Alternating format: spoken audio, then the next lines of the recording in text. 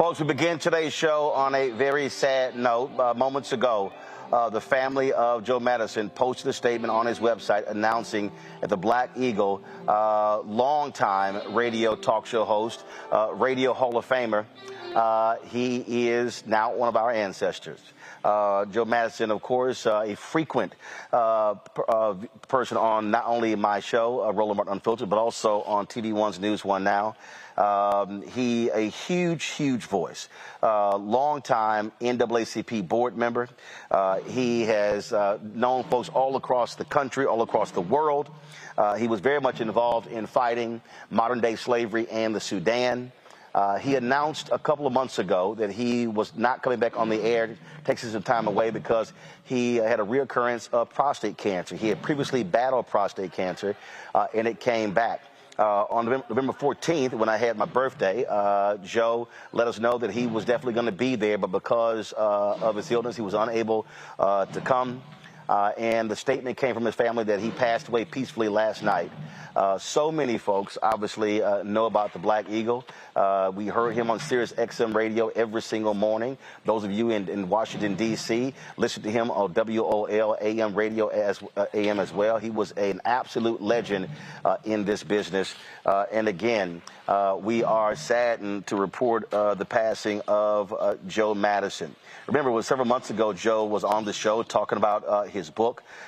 He is someone who we often, look, we went so many places. He and I were always together doing something, emceeing different events together. And so this is certainly just shocking news for so many of us who knew him well. My panel today is Dr. Greg Carr, Department of Afro-American Studies at Howard University, Reecie Colbert. She is the host of the Reecie Colbert Show on SiriusXM Radio, and also Lauren Victoria Burke, Black Press USA out of Arlington. I'm going to start with you, Greg. There are very few people who earn the title of being an institution, of being a legend. And when you talk about talk show hosts, when you talk about black talk show hosts, Joe Madison absolutely was one of the best.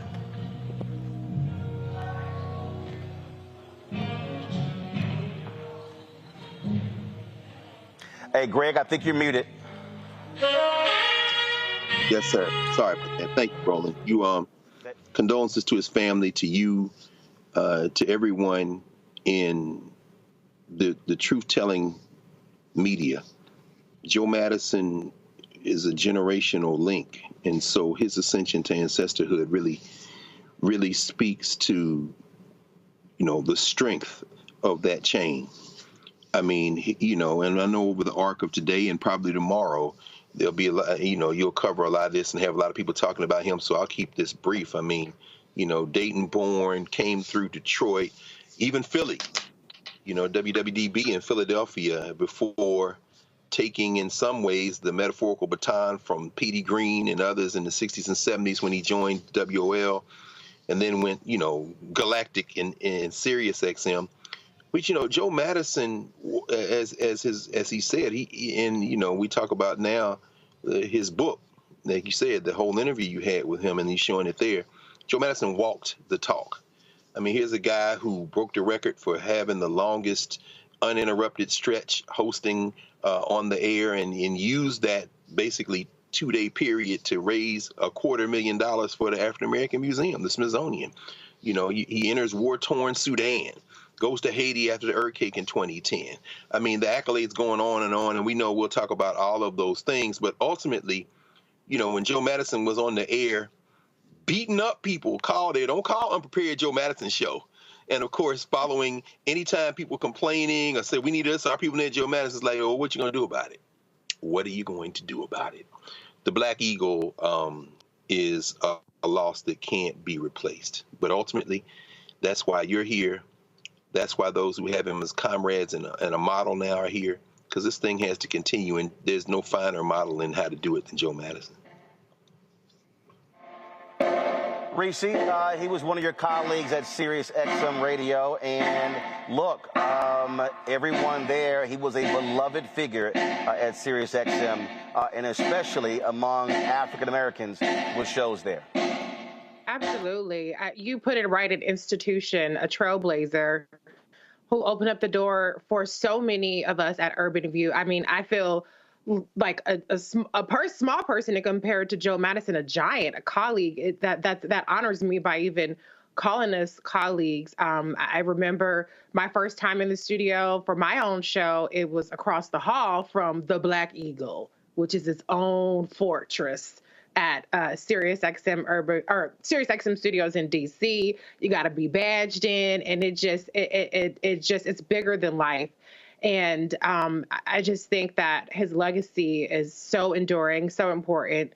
And I don't even want to say legacy as though it's the past. It's still living and breathing through the institution that he has helped pave the way for. And so this is devastating news. Urban View really does feel like a family. All of the hosts, we love each other, we support each other, we uplift each other. And everything that I do, everything that, my number one colleague at Urban View, Clay Kane, does, people always bring up and uplift Joe Madison to us. And so my deepest condolences go to Joe Madison, all of his supporters, the Urban View family, you as well, Roland, because this is a huge, devastating loss. Lauren, when you talk about many of the major events in the Black community, Joe Madison was always there. Whether it was emceeing various events, whether it was covering, broadcasting live. He was one of the people that Black America looked to speak to the issues and to be there to cover the major events that impacted Black America. Yeah, it's a really sad thing to think about, the timing of all this. Obviously, the news business is going through a transition right now that I think is incredibly bad. And Joe Madison represented old school journalism in the public interest, and particularly for the Black community.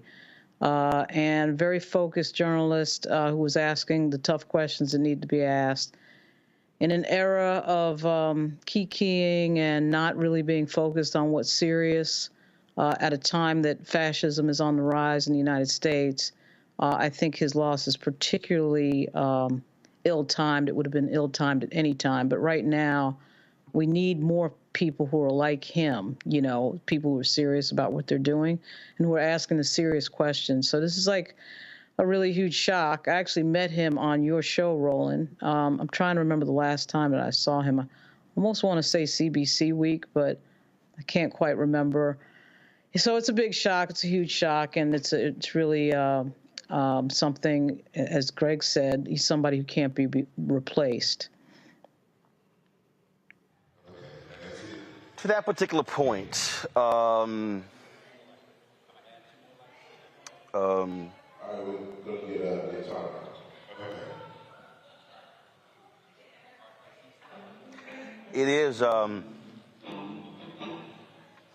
It is difficult because we are in many ways, you know, partners in crime. Joe supported this show, and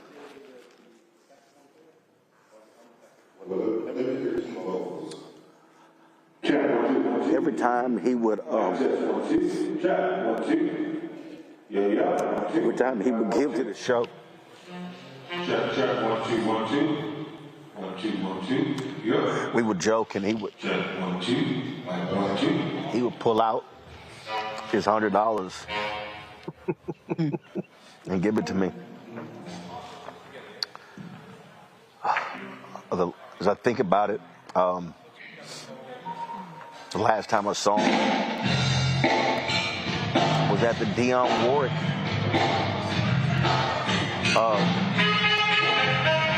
they named the auditorium of the Dionne Warwick at Bowie State. I can't remember, it was last year. And Joe was going to take an Uber home. And I told him, I said, Joe, I'll drop you off. And we were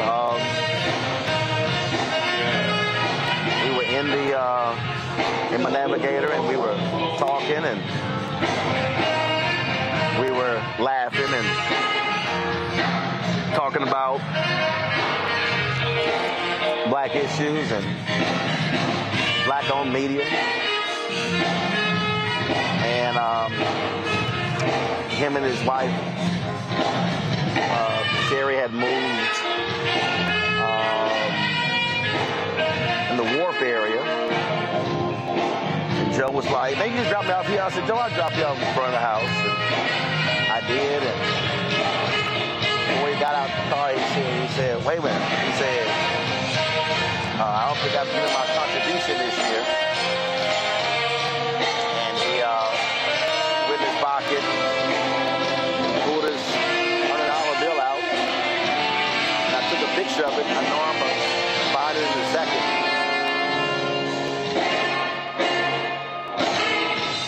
But the thing is that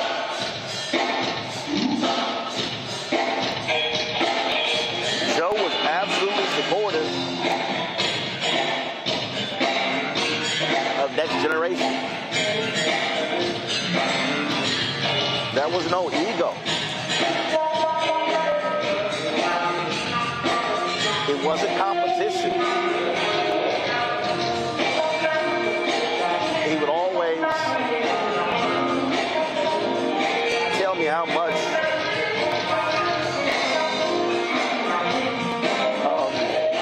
what I was doing mattered. And Greg, I don't think we can overstate how important that is when there are brothers and sisters who've been in this business or any business a long time who would encourage Next Generation and who would willingly come on their platform and share his platform, and that's been a lot.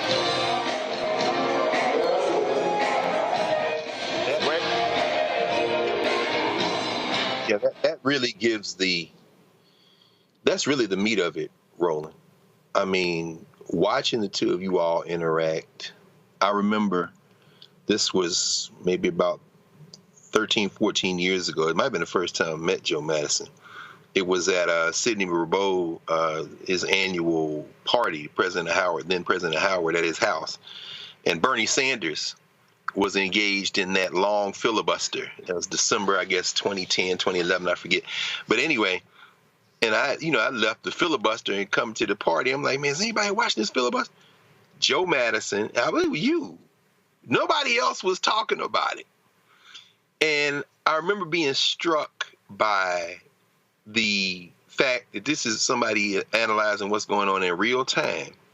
And I never encountered him. It's like being with you. You never encounter him when it's not about the business, and the humility is at the center of it. And not only the willingness, but the eagerness to support everybody. Him and Dick Gregory, so close, of course. You know, you would see them together. And then, of course, when Baba Dick passed, and you know, here's Joe Madison in the middle of those rituals and everything. But thinking about the fact that he was so humble and moved so circumspectly that you could leave a conversation with Joe Madison thinking, damn, that's Joe Madison, but it didn't hit you that it's Joe Madison. He's so matter of fact about it. I mean, here's a guy who went on a hunger strike while he was fighting prostate cancer the first time, so I'm willing to die. We got to get this voting rights legislation passed. And it's like, so you're willing to put it all on the line, and you could leave a conversation and say, this was the first person from the United States, radio journalists, to broadcast from Cuba in over 2 generations, 50 years. But it wasn't about the accolades. And then finally, and Reecie, listening to you, thinking about Sirius, and, you know, I talked a minute ago with Karen Hunter, of course, over there, you know, thinking about that generation, that next generation, the Roland Martins, the Karen Hunters, and so many, you know, not only did Joe Madison support all of y'all, he was like, we have to work together. And he didn't just say it out of his mouth. When all these people who claim that they're for black people, and I'm not going to name any names, Byron Allen, and others who, you know, Joe Madison put it where the goats could get it and put his money where his mouth was and put his life where his rhetoric was. You can't fake working together. It can be very difficult at times. But the Black Eagle wasn't flying above everybody else. His thing was, I'm just like you.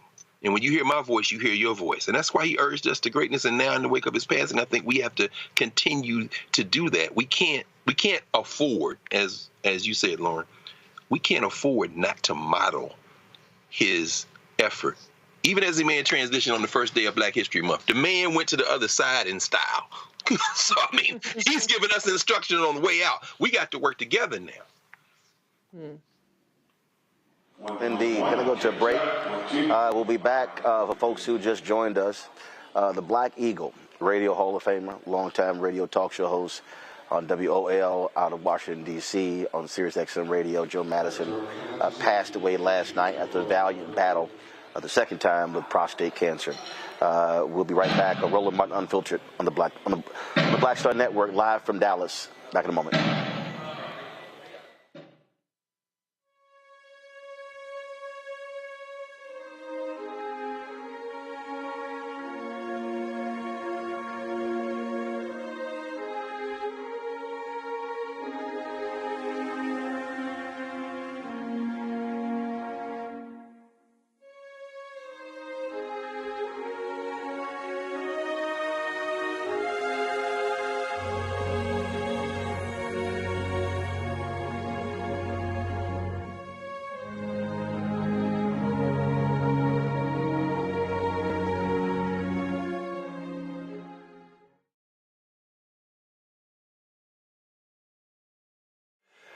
Hey, folks, welcome back to Roland Martin Unfiltered on the Black Star Network. This is the statement that was released by the family of Joe Madison on his website.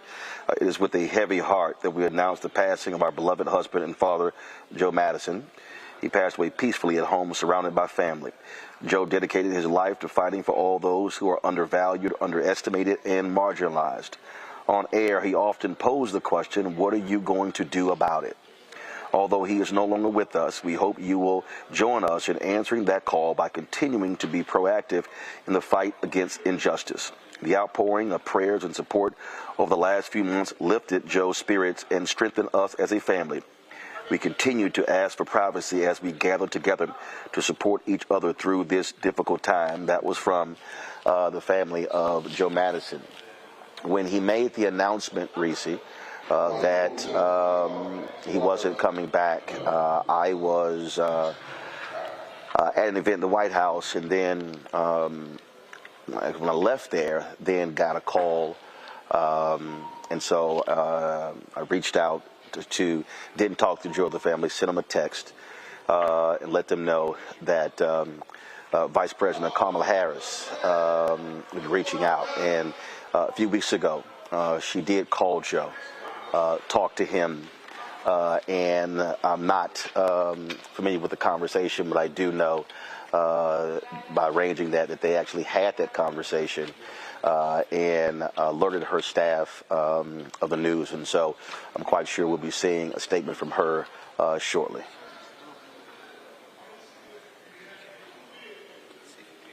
Had such a great affection for the Black Eagle, did his show multiple times.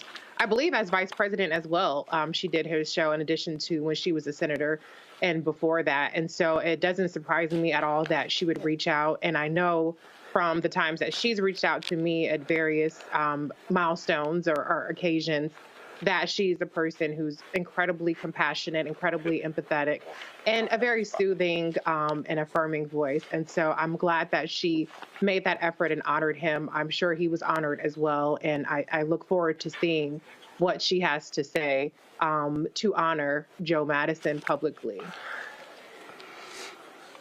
When we talk about being one and supporting each other, Lauren, when I was calling out then Speaker of the House Nancy Pelosi for her failure to do interviews with Black-owned media, I called Joe, told him that I was what I was doing, calling her on the show, posting on social media, "Where's Nancy?" And he told me, he said, "Man, I've been asking for years, and they won't book her on the show." And then he said that he said I would see her and I would say when you come on the show, and her people would never actually get it done. He said, "So I'm standing with you on this." And so the next morning, Joe goes on the air, and he tells them what I was doing, calling out Nancy Pelosi. Literally, his phone rings, and it's Pelosi's staff, and she was on his show in 48 hours. And he called me and he said, Roland, he said, man, he said, they would clearly listen, and they immediately booked her on the show. He said, so appreciate you calling her out. And I never got the interview with her. And, she did one with Joe, did one with April Ryan. And even April called and thanked me and saying, "Hey, I've been trying for 2 years. You made it happen." And here's the deal. My deal was like, cool. I didn't get it, but if they got it, I was cool with it. But again, that was Joe saying, "I'm going to ride with you. I'm going to call them out, too, on the air." Yeah, it really just goes to show you, his show was the last of the, I'm trying to think of somebody who's comparable. I mean, I guess if we get into numbers, but to me, this is a moment where you realize, of course, that numbers don't match, the level of seriousness that he was seen. He was seen as somebody that could move opinions and was a influencer in a much more serious way than a lot of the influencers that we see now. And to what he used to always say about what are you going to do about it, you're making that statement. Joe would make that statement all the time in an era where people, I think, have fooled themselves into believing that talking or just being on some platform that may have some numbers means something. And, Joe was... Greg really stole my thunder in his last comments, because Joe is a tell it like it is type of guy, a blunt, no BS type of guy. And my favorite thing about him is that he came along 40 years ago before the real influence of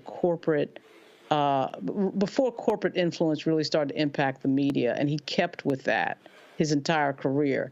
You can see corporate influence's impact on the media all over the place, the subjects that don't get discussed, things that get ignored. And obviously for Black radio that has been disappearing over the years, he became a more important platform with that. So that story really does not surprise me, because I'm sure that Pelosi's office recognized, exactly, pardon the pun, how serious it is to be on his show. And it's hard to imagine who fills that spot. I would guess that Karen Hunter probably comes the closest, but it's just something that we're missing in a lot of the platforms that we see out there. Is a really sort of serious bringer of issues, and who's serious like all the time, and is not trying to blend entertainment or infotainment with Yep. hard issues. And that's the thing about Joe. Mark Thompson joins us now on Roland Martin Unfiltered. Mark had texted me earlier, and then about 15 minutes later with the confirmation about the passing of Joe. And Mark, I alluded to this. We would all often be in the same places at the same time. So if I wasn't emceeing something with Joe, you likely were. And so we were all running in the same circles. No, you're fine. Thank you for having me. You feel loud? Words that others have shared. Good to see Greg and Reecie and Lauren, not under these circumstances, of course. You know, Joe and I were co-workers for years, first at Radio 1 at WL, and then at SiriusXM. And we all were often in the very same places, covering the same events and the same stories, and also often emceeing many events. I had reached out to Joe a few months ago. I had texted him, and he didn't respond right away, which was somewhat unusual, but we're all busy. I had no idea that the prostate cancer had come back. And when I texted him, he always liked to keep up with my son. You know, Joe was an athlete and a college athlete. And if there was one young person, I think Lauren talked about his support of young people. There's one young person he really believed in. It was my son. And I texted him about some of my son's college athletic exploits, and he didn't respond right away. But, you know, I figured he was busy. No big deal. And then I learned, like everybody else, that he was off the air, and he was dealing with this return of the prostate cancer. And so, you know, one of the things that's very painful for me at this hour, as it would be in any one of these situations, I was literally making plans. I've got to be in D.C. next week anyway. And so I was going to do what I could to get to see Joe. And the clock ran out, and the good Lord called him home to glory. And so, and we know that's where he is. Joe and I had a lot of experiences together, probably over at least, Roland, at least the past 30 years. Not only going back to working together at WL, beginning there, when that was just 2 or 3 stations, not all the stations it is today. We were with Dick Gregory in a lot of the movements. We went to jail at the CIA around the crack and powder cocaine issue that the CIA was involved in. We were with Maxine Waters. We were with Gary Webb of the San Jose Mercury News, standing up against that because we knew what Reagan had done in terms of bringing that back to bringing that story back to the forefront. And so this is a loss because he wasn't just a radio host. He used to call himself a radio activist, and that's exactly what he was. And then Joe's longevity, going back to being an organizer for the NAACP in Detroit, the influence he had there. In fact, another reason I had reached out to him, frankly, now that I recall, was that a mentor of his in Detroit had actually passed away, a brother by the name of Duke, and someone that Joe looked up to a great deal, and who was very supportive of him as he came along. Of course, he was on the board of the NAACP for a number of years. And when I called you earlier this evening, and if there was, in transparency, if there was something that was texted to me and to Ayanna Gregory, Dick's daughter, but we didn't know. And so we wanted to hopefully confirm that it wasn't true. And then Abba Blankson of the NAACP texted me that, in fact, it was the case. When you came to me, I was just on the phone with Dr. Benjamin Chavis. He had called about the news. And, of course, they were both, Joe was on the board of the NAACP when Dr. Chavis was named the head of the NAACP back in the 90s. And so, you know, Joe had a very broad footprint in our people's struggle. And so this is heavy. This is a big one. It's something. You know, he is irreplaceable. I mean, in our own respects, we all are. But Joe's longevity in the struggle, Joe being so prolific in so many ways in the struggle. I mean, he practically coined and trademarked the term underrepresented, undervalued, and marginalized. He said that every day. The hunger strikes that he did with Dick Gregory, I wasn't very good at hunger strikes because I was afraid I was going to pass out. But Joe was vigilant in all of those struggles, and he will certainly be missed. My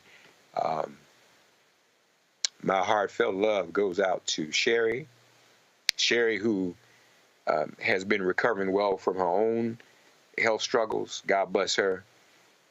His children. Joe was a giant, but we're thankful, and we should all not simply mourn, but be rest assured as to where he is. He's outrun us to glory, and he deserves his crown. He talked about his work with the NAACP. Joining us right now is Wendell Anthony, president of the Detroit chapter of the NAACP. Wendell, always glad to see Reverend Anthony. Always glad to see you and talk to you. I'm sure you've got 1,000 Joe Madison stories. Good evening, Roland, to you and to your guests.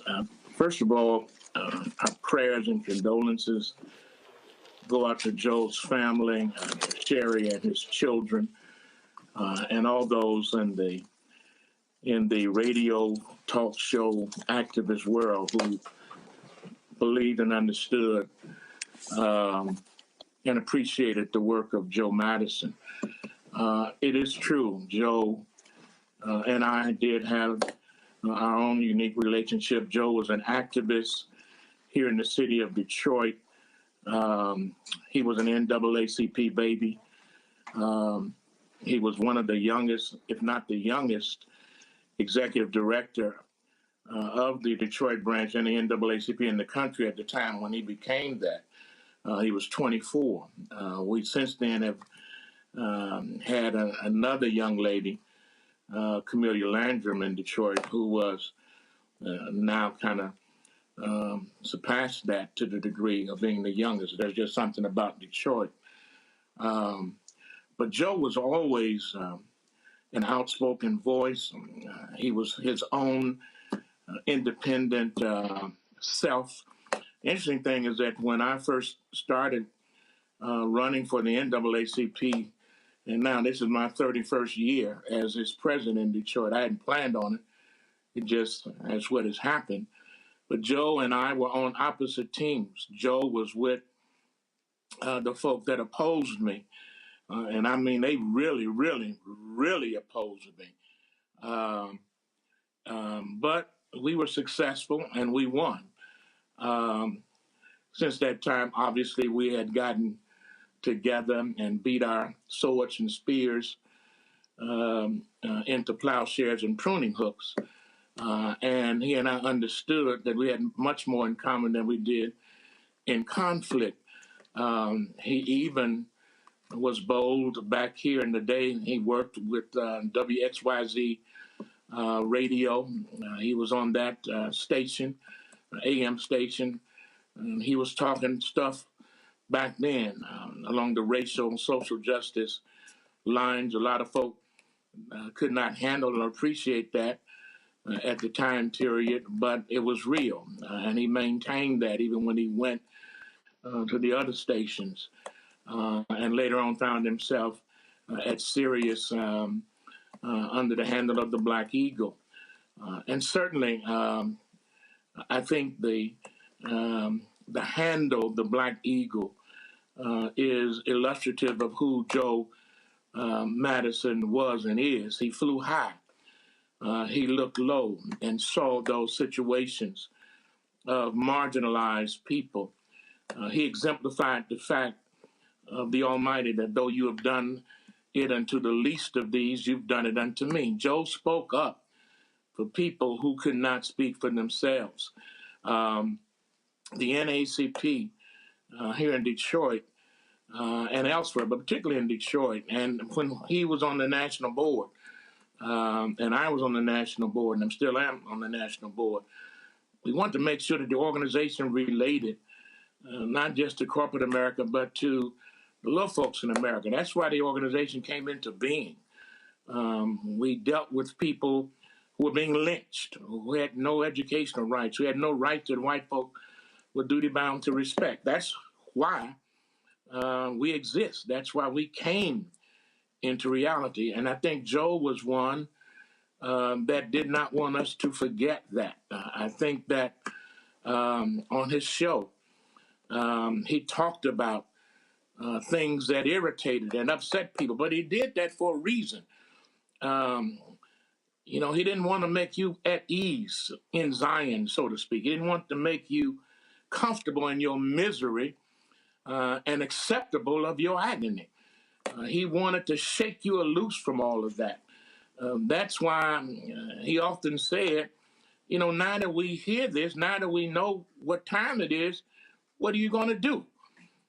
That is a basic, fundamental Christian tradition. You know that, Roland. You are versed in Scripture. You know that it's not just important enough to hear the word. You have to do something about the word. What are you going to do about it now that you know it? You can't escape it. A lot of folk want to hear it, but then they don't want to do nothing about it. A lot of folk know we in a mess in America, but the question is, what are you going to do about it? A lot of folk know we need to vote, but are you voting? A lot of folk know that we need to have Black economic development in every area, but what are you doing to make sure that we have contracts and we have access and all those opportunities? And so I'm simply saying that Joe's voice was and is extremely important. The question is, what are we going to do now that that voice is no more? Who's going to step up and articulate the concerns that Joe articulated when he was behind that microphone? He didn't bow down. He did not take prisoners. Everybody wasn't comfortable with the way he talked and the way he moved and what he said, but he wasn't here to make you comfortable. He was here to make you uncomfortable. If you comfortable, then you ain't gonna do nothing. Only the uncomfortable people get charged enough to move and to make society uncomfortable enough so that society will move in a direction that it must. That's why John Lewis talked about, we need people to engage in good trouble. Good trouble meaning that what you do has a positive effect in terms of what we need to do. And Joe talked about putting it where the goats can get it. I mean, that's high. And goats go high. They on the crevices of mountains. And they don't need a whole lot of foundation. They just jump and move from place to place. So we need to do that as well. Roland, and to your listening audience, that we got a hell of a job in 2024. There are people that want to take us and put us back on the plantation. You know that. Well, I ain't going. I'm acknowledging right now, I am not going. I'm one who believes in the song that our ancestors sang, before I be a slave, I be buried in my grave and going home to my Lord and breathe free. They didn't bring us this far for us to turn back now. And for people saying it ain't nothing to get engaged about, nothing to vote about, nothing is going to change, you missing the boat.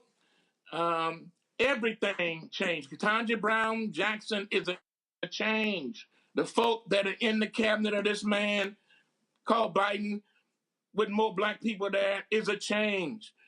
Lowering college tuition costs is a change. Healthcare expansion is a change. Saving your life from a demagogue who wants to deport you and take every right from you that you got is a change. Don't wake up on the day after and say, oh my God, what happened? I'm telling you now, you must happen to make sure that something bad and negative and crazy don't happen. If you can't do it for yourself, do it for your children. Do it for your grandchildren. Everybody got to get in this game. And I think that's what Joe was about. That's what the eagle is about. The eagle flies high, but he sees real low. And he knows that certain things can't go. God bless our brother, our friend, our comrade in the struggle. We thank him for living his purpose and his life shown with purpose. And the question is, what are you going to do with the purpose that you've been given? Indeed. Reverend Wendell Anthony, President of Detroit NAACP, we appreciate you sharing your thoughts as we reflect on the life and legacy of the great Joe Madison. Thanks a lot. Thank you, brother. Mark, hold tight 1 second. We'll go to a break. We come back. I want to talk about, and Greg and Reecie and Lauren as well, I want to talk about the work that Joe Madison did fighting modern-day slavery in Sudan. He was doing this years ago, and he was pressuring U.S. presidents on this very issue as well. So we'll discuss that, folks. We're talking about Joe Madison, the Black Eagle, Radio Hall of Famer, passed away due to prostate cancer. You're watching Roland Martin Unfiltered on the Black Star Network.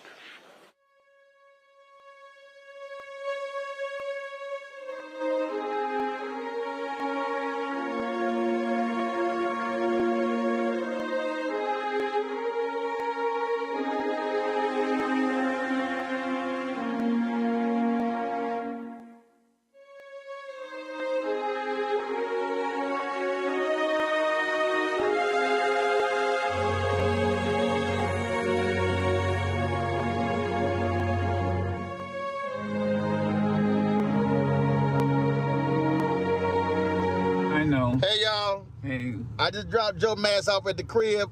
Just so y'all know, he is a contributor to the Bring the Funk fan club. So y'all need to be a contributor as well. Hey. Joe said he ain't mailing no check. Appreciate it, Joe. Oh, man. Appreciate it. God bless you. That was the last time I saw Joe Madison. That was April 1st of last year. As I said, we were at the Dionne Warwick dedication at Bowie State, dedicating the renaming of the auditorium, the Performing Arts Center after her. And I dropped him off at home, and he said, wait a minute, I need to give my donation. I said, hold on, let me get this on video. And people always, folks always kid me, Mark, they always kid me talking about, man, you always got your camera. You always shooting stuff. Well, one of the reasons why that's what I do. I document stuff, and it's always history, and you never know when you're going to need it. And I'm glad I did that. Also, guys, pull a photo up. This was a photo we took first, and then he remembered he had to, he said, man, I haven't given my donation this year. And so, again, he pulled $100 out. And gave it to me, and he was, no, that's a photo, guys, that's the video. I sent y'all a photo as well. There's a photo of the two of us smiling in the car there.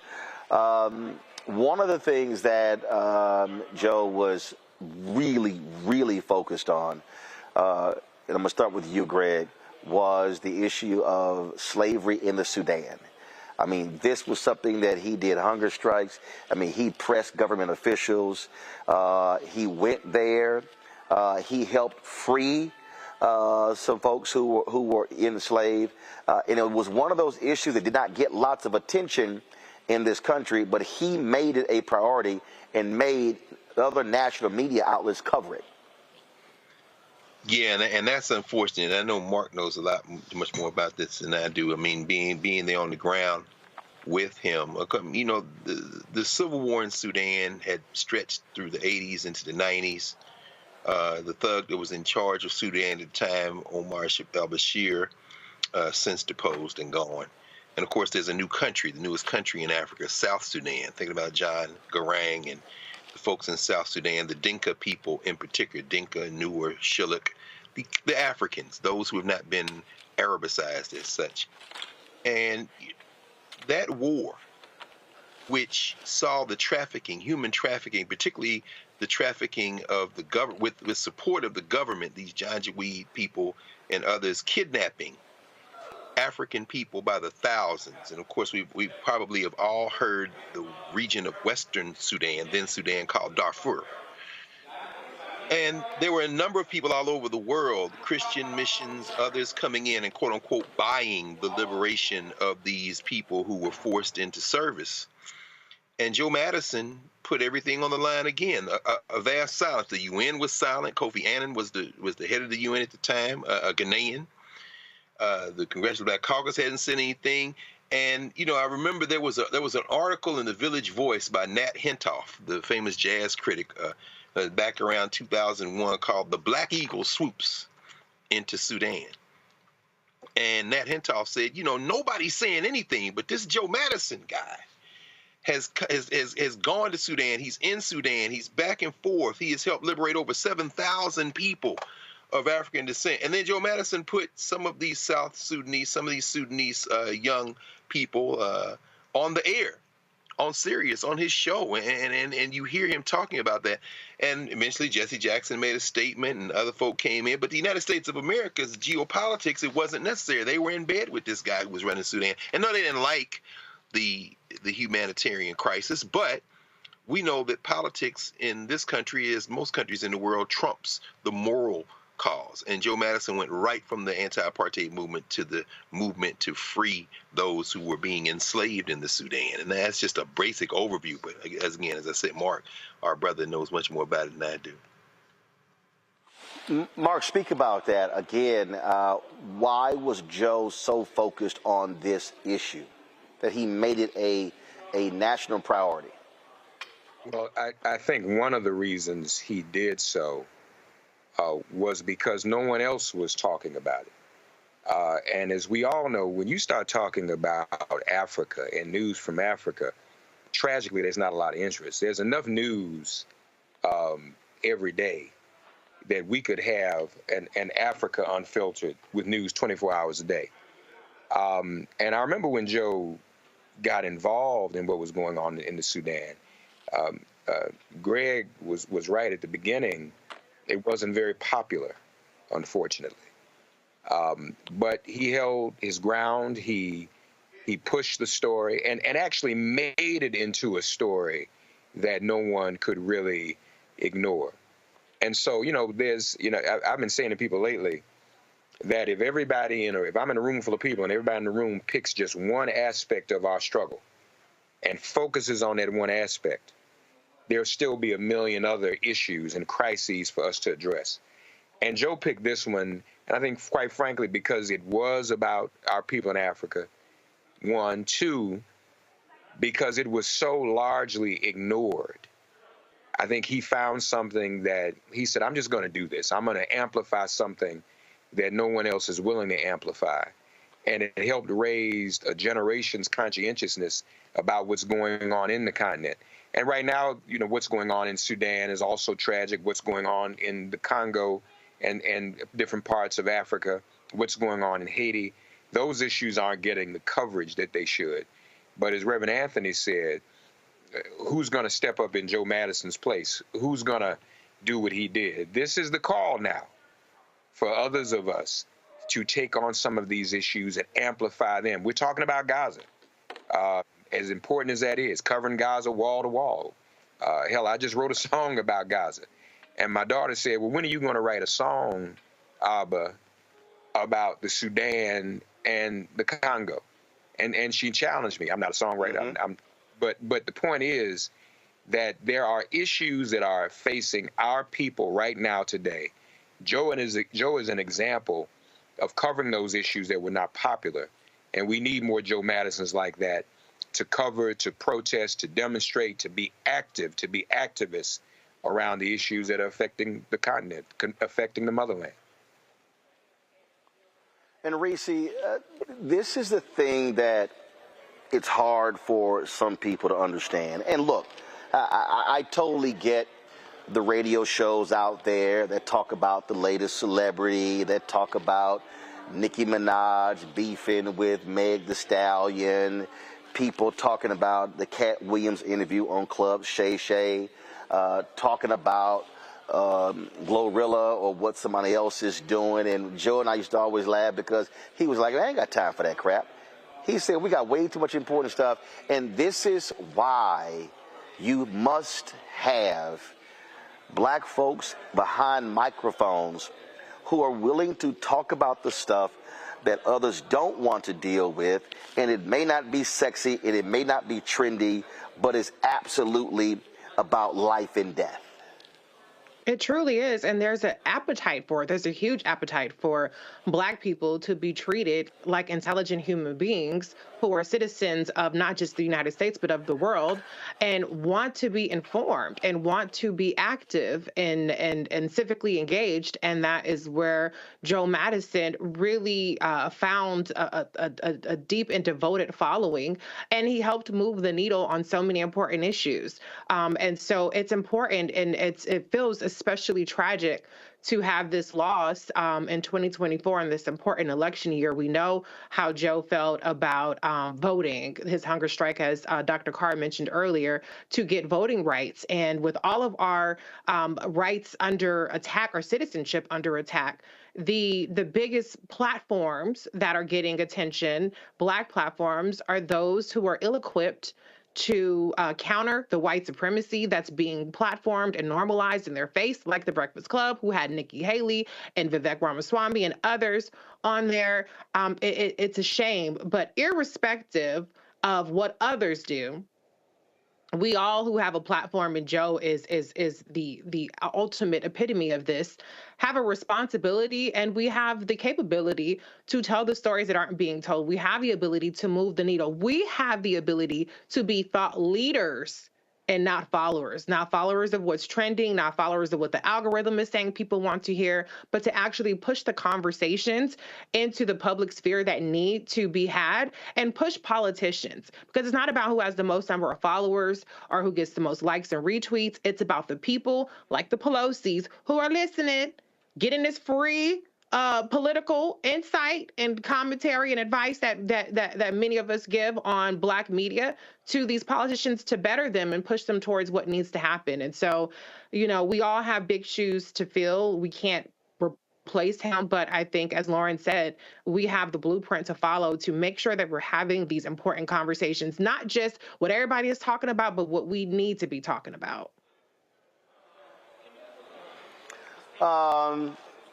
I was sitting here, someone had sent me a text message, Lauren. I said, I think the last time, we've done a lot of these memoriams. I've lost some great folks that I've known, Harry Belafonte, Richard Roundtree, Randall Robinson, and others. But I told somebody, I said, I think the last time that I actually shed tears was when George Curry had passed away, and knew him well. And I was thinking about George, and I was thinking about Joe, and they knew each other well as well. These were two individuals, one a radio personality and activist, one a journalist, who were hardcore about the business, who were hardcore about telling our stories. And that's what we have to have. And we have to, the reality is we have to create the space for the next generation of voices who are serious about this, because we've got enough fluff out here. We've got to have avenues and individuals who understand why the news matters and who are willing to also challenge Black leadership. Yeah, absolutely. And he was definitely willing. Joe Madison is definitely willing to challenge Black leadership. It's hard to figure out sometimes whether this question of serious journalism versus celebrity is a chicken and egg proposition. A lot of people say that, when people are going for web traffic and view counts on YouTube, you got to have entertainment for that. But to your point, Roland, about, the Sudan issue not being sexy and not being trending, Joe Madison made that issue trending. He single-handedly took an issue that nobody was paying any attention to And he just talked about it again and again and again. He put it on the forefront. And to your point, I mean, the value of him being the person making that decision to make that issue a priority is what made that issue a priority. So, you know, there's plenty of view hours out there for all sorts of topics, but what is certainly lacking in journalism today, as we see so many journalism platforms failing and cutting jobs from the LA Times to the Messenger, what's lacking is investigative, serious discussions about something that is life and death, like the Sudan issue. There's so many others out there. And again, you know, Joe Madison's form and style of journalism is exactly what we're missing and what we need right now. And that's why this is a huge moment, a huge turning of the page and sort of an end of an era at the exact time that journalism is really, I think, changing into something else. Indeed. Mark Thompson, I appreciate you joining us. We'll be chatting with you over the next few days as well as we get details with regards to funeral service for Joe. I appreciate it. Thanks a lot. Let me just say one other thing, and God bless all of you. Long live the spirit of Joe Madison. We want to remind everyone, Joe was from Detroit, and so he was very close with all the folks in Motown, close with Queen Aretha Franklin. You alluded to earlier, close with Dionne Warwick. But the thing we have to remember, there were the four tops. Joe was the honorary fifth top. That's how close he was to Levi Stubbs and the Four Tops and to the whole Motown scene. So we got to lift that up. Joe Madison was the fifth top. Joe, we miss you. We love you, and we just going to keep on holding up the bloodstained banner as long as we can. I'll see you in the morning, brother. Mark, thanks a lot. Going to a break, folks. Roland Martin Unfiltered right here on the Black Star Network. As it relates to health care. Joining me this week on Washington Watch, Robert Trainum, host of Roll Call TV on the Comcast Network. Deborah Mathis, always so shy and quiet, BlackAmericanWeb.com contributor. A newbie to our panel, Michelle Bernard, MSNBC contributor and president of the Independent Women's Forum. And my dog, the Black Eagle, Joe Madison, talk show host on SiriusXM Radio. Folks, welcome to the show. Thanks. Good to see you. We'll try not to haze you too much, Michelle. We always do that the first time. On Capitol Hill this week, and it's real tense. It's real tense. Every time there was a vote or anything, when they came up, it was like...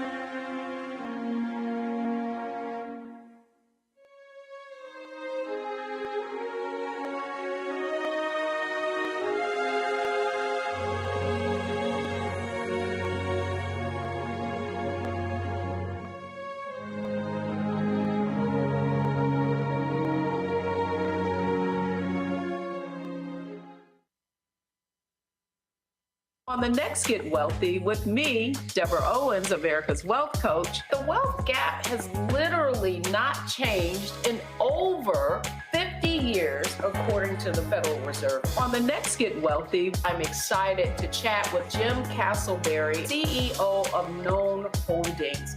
They have created a platform, an ecosystem to bring resources to Blacks and people of color so they can scale their business. Even though we've had several examples of African Americans and other people of color being able to be successful, we still aren't seeing the mass level of us being lifted up.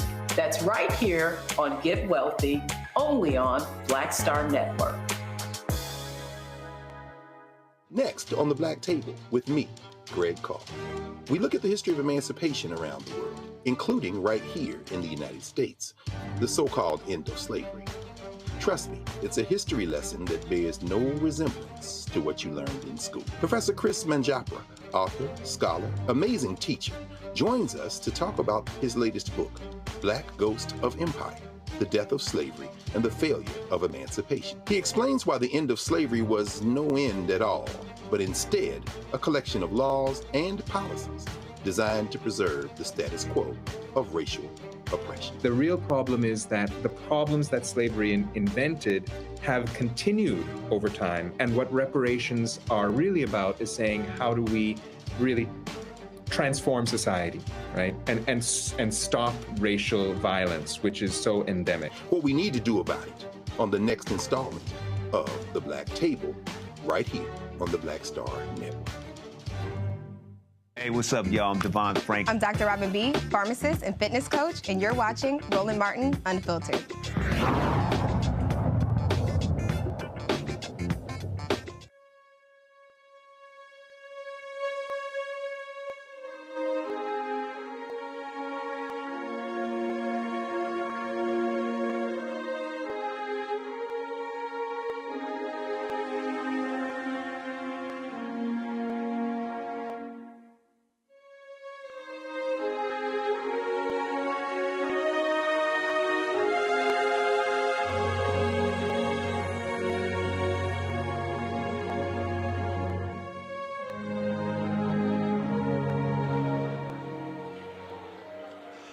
Hey, folks, welcome back to Roland Martin Unfiltered here on the Black Star Network. I'm at the Black Academy of Arts and Letters here in Dallas, where they're having the installation service in about 30 minutes for Reverend Dr. Frederick Douglass Haynes, the new president and CEO of the Rainbow Push Coalition. We'll be carrying this event live on the Black Star Network. So look for that in about 40 minutes when it's going to begin. I said Joe appeared on this show several times, but he appeared a lot on my News One Now, my TV One show, Washington Watch, which ran for 2009 and 2013. In fact, it's crazy, man. Just the other day, I was literally going through my archives, and I was coming across the first episodes because TV One celebrated its 20th anniversary on MLK Day, and I pulled up the first episode of the show. And I looked at a bunch of other photos that I had in my archives, and it was like Joe was on a number of those panels, so it seemed like he was on the show all the time. And here is one of the appearances where we were talking about black organizations.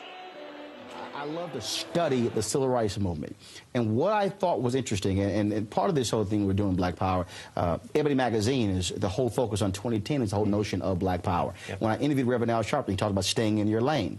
The beauty of the civil rights movement is different folks stayed in their lane. That is, the Urban League had their role, NAACP had their role, Legal Defense Fund had their role, SCLC had their, everybody had their own lanes, but that's how things actually got done. But the lines are obscured now. But I think the problem now is, April, you have black organizations all trying to do everything, education and healthcare and economics and civil rights, and nobody seems to be just in their lane, locking and loading. And see, and that's the point. It's about education, but it's far more than that. We have so many disparities in the minority community, and particularly the African American community. Education is the key to unlock the door to so many things, but at the same time, you have disparities in prison populations, you have disparities in health, you have disparities all across the board in so many things. But here, in jobs, particularly right now, but you know, in talking to many civil rights leaders and black leaders that I do quite a bit, they are going through a shift right now with this new president. And it's the same kind of situation back in 1963. You know, African Americans are still looking for first-class citizenship, although there is a black president. The shift is many of the black leaders said, look, we have a black president. We're looking for that compassion that we didn't get from the other women, from the other presidents. Hold on. But wait a minute. They're saying we're looking for that compassion. President who happens to be black. But actually, yes. But wait a minute, go into wait. On the notion of black power, though, I'm black, shift the black issues. They are concerned. They're shifting. But here's what I think is the greater issue, and because in our previous panel we dealt with political power and President Obama. I think the problem in terms of the organizations is they don't know how to connect to this. This generation. See, this generation is sitting here saying, I want to be involved, I want to be engaged, but it seems the organizations don't know how to necessarily connect with them. And so the reason the NAACP and the Urban League have been around for 100 years is because they have survived from generation to generation. Joe, the existing organizations, the larger ones, are they going to be possibly supplanted by groups that are coming up? We may not necessarily know about them. But we've always had groups that have come up. Even, look, like 1968, the NAACP was as strong as it ever had been, and you had groups that addressed different things. The Black Panther Party was we've always had different groups address different things. let's go back to this issue of power, integration. What is integration? King said it. It is the sharing of power, resources, and responsibility. Those three things. Education, and he hit it right on the head, is the new currency of the globe.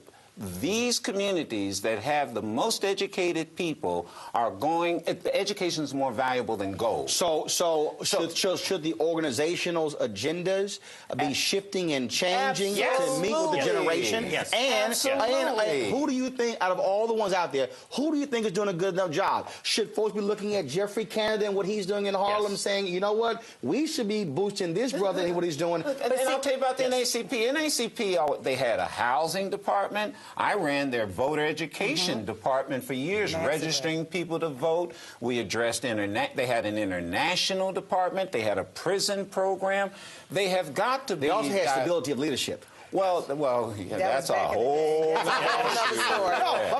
story. Ben Jealous is new. Mark Morial is new. Bernice King now running the SCLC. Again, it's a whole different thing goes on. But this goes these organizations. But this goes back again. This goes back again to the shifting of power. About 15 seconds. Okay, the shift means that a lot of these organizations are trying to find their way in how to attack the issues of Black America going to this president who happens to be Black. No, they are. This is what they're telling me. They're trying to find their way through this shift. It's not just about the president. It is about the people. It's everyone. But again, if you do not connect with the people, if you do not take the issues and connect with the people, then it does not matter who is in the White House. You will not be affected. Final comments. We need a new sense of militancy and activism in our community. Great point. Ron, final comment. I agree with that, and as it relates to education, if our kids aren't equipped, we cannot compete in the world stage. And talk about militancy, man, I want to see Ron Christian in a beret. Oh, man, we had some feisty conversations back then, just as we do right now. Final comments with my panel. Lauren, I want to start with you. The Black Eagle, Joe Madison.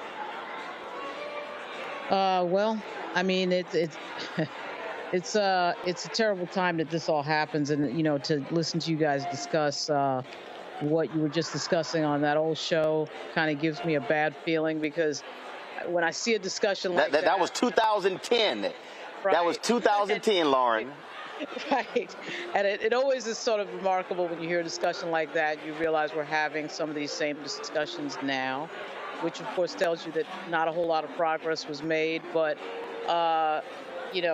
the whole question of Black leadership and what Joe was saying there is an interesting one, because I think actually things have gotten a little bit worse because of the corporate nature of our leadership, in fact, quotes. But at any rate, obviously Joe will be missed, and it's just hard to think about him not being here, to Reece's earlier point, in this particular election year, where we know that there's going to be some consequential news this year, and not having him around for that is just huge.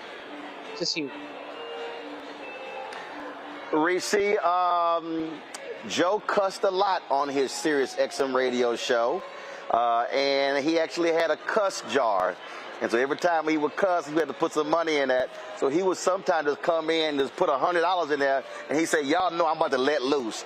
I don't know if you got a cuss jar on your show, but I'll say it was two things you and Joe had in common, is SiriusXM radio and cussing.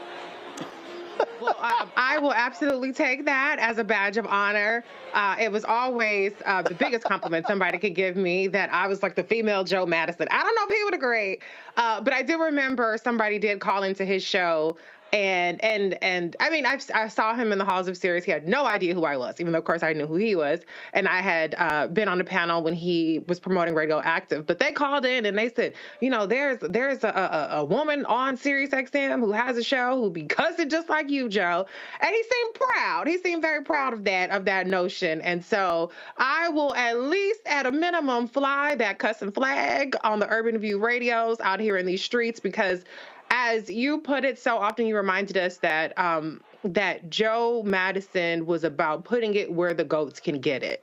And I think that beyond the delivery itself. The important thing is reaching the people. And the important thing is not sitting here just to pontificate and feel really good about yourself because you just letting people know in your own way. If it doesn't reach the people, if they're not getting it, then you're just talking, blowing hot air. And so I think that is a lesson for many of us, is to stay authentic, stay true, but also really respect your audience and bring them along with you. If you're not really reaching the people, then what are you doing? You know what I'm saying? That doesn't mean bring yourself down a level, because your audience is probably smarter than you give them credit for, but it just means that is the ultimate goal, is to move people and to really resonate with people in a way that is going to make everything better for us, because we need each other. We can't do it alone in this environment. Dr. Greg Carr, Joe Madison was well read. He was someone who was very highly intellectual, was a running buddy of Dick Gregory. In fact, he led the fundraising efforts to get Dick Gregory his Hollywood Walk of Fame star. We were there in California for that event as well. I think I did a Q&A with Dick Gregory on stage. Just your final thoughts about the Black Eagle, Joe Madison, now being an ancestor.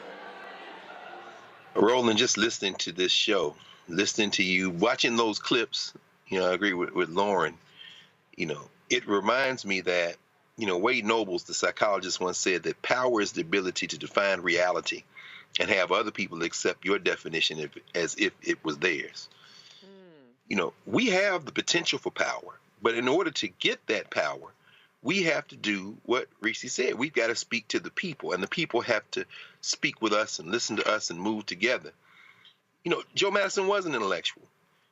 But when we think about it in terms of continuity, you sitting there talking with Mark, he's a different generation.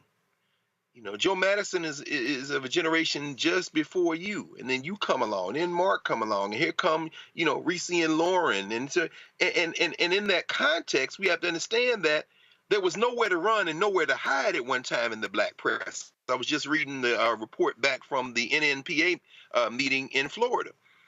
Where is the black press today? With all due respect to, again, the Breakfast Club and these other places, there are too many places to run and too many places to hide. That means now that the next generation, the Roland Martins and the Karen Hunters, and then the generation right behind them, the Clay Canes and the Reecie Colberts, and the print journalists who also do all other forms of media, like the Lauren Victoria Burks. It's time now for continuity. We got to take away all the hiding places, because our open enemies define their power by the ability to hide y'all. When Joe Madison came along, it wasn't nowhere to run, nowhere to hide. Nancy Pelosi ain't gonna talk to me. Okay, she'll talk to Roland. Wait, she ain't gonna talk to me and Roland. She gonna talk to April. Guess what? It's time out for these solo acts trying to push their brand. Joe Madison was about sacrifice and community, and now Roland Martin Unfiltered becomes that much more important. It's time for some networking, some community, some coalition building. We got to take away all these places to run and hide, because Joe Madison's going to fight for us on the other side, but he can't fight the battles we got to fight now in 2024. This could be for all the marbles. So it's more important now than ever. And thank you, Roland, because nobody else is going to do this, and that's part of the problem, too. Greg, appreciate it. We were literally, so the plan was for us to talk about some other different subjects with other guests planned. As I said, I'm here in Dallas at the Black Academy for Arts and Letters. As you can see, folks are preparing behind me. Folks are coming into the auditorium here because in about 20 minutes, they're going to begin the installation service for Reverend Dr. Frederick Douglass Haynes III. He asked me to come here. In fact, Freddie asked me, he was my pastor here at Friendship West Baptist Church when I lived here in Dallas, to come give some remarks specifically about the importance of black-owned media. Then literally as I was getting out of the car to walk across the street at the park, Mark Thompson had sent me a text, said that I had heard that Joe had passed away, and we began to make some calls, and then all of a sudden, about 15 minutes later, the confirmation was there, and we completely changed the entire show. And so we'll rebook the other guests as well. And obviously here, there are a number of people who are going to be speaking here. I'll be getting a reaction from them with regards to the life and legacy of Joe Madison. We'll have more of that tomorrow. We're going to cut the show right now. So what's going to happen is I'm going to go to break. First of all, we'll still be live, folks. I'm going to go to break. We come back. We're going to re-air my conversation with Joe about his book. We talked about his life, his career. We did this early last year. And I'm thankful that he released the book. I'm thankful that he came by the studio and we had the conversation. Joe Madison, 74 years old, passed away after another valiant battle with prostate cancer. Folks, that is it. Like I said, we're going to go to a break. We'll come back. We'll have that for you. We'll also go live in about 20 minutes from here. So we have 2 different live streams going. And folks, this is why Joe supported us. This is why he was a contributor to the Bring the Funk fan club, because he understood the importance of black-owned media. He understood the importance of this show. And so we want you to do exactly what Joe did and support this show, because mainstream media is not going to give Joe his props. We're going to have more tributes over the next several days. And so you can count on that because that's what we do. That's what we speak to our people. We tell our stories. And so you know how to contribute to us. Our Bring the Funk fan club. Check in money orders, P.O. Box 57196, Washington, D.C. 20037-0196. Cash App, $RM Unfiltered. PayPal, R Martin Unfiltered. Venmo is RM Unfiltered. Zelle, Roland at RolandSMartin.com. Roland at RolandMartinUnfiltered.com. I never actually do a Bring the Funk giving item when we have any memoriams, but I chose to do so because, again, Joe believed in this show. He believed in me. He believed in black-owned media, and he believed in providing black people with information, because information is power. And he would always say, you got to put it where the ghost can get it. And so that's why we pay tribute to him. And so we're going to go to break, and we'll come back, and you'll hear my conversation with Joe Madison about his book. Rest in peace, Black Eagle. Back in a moment.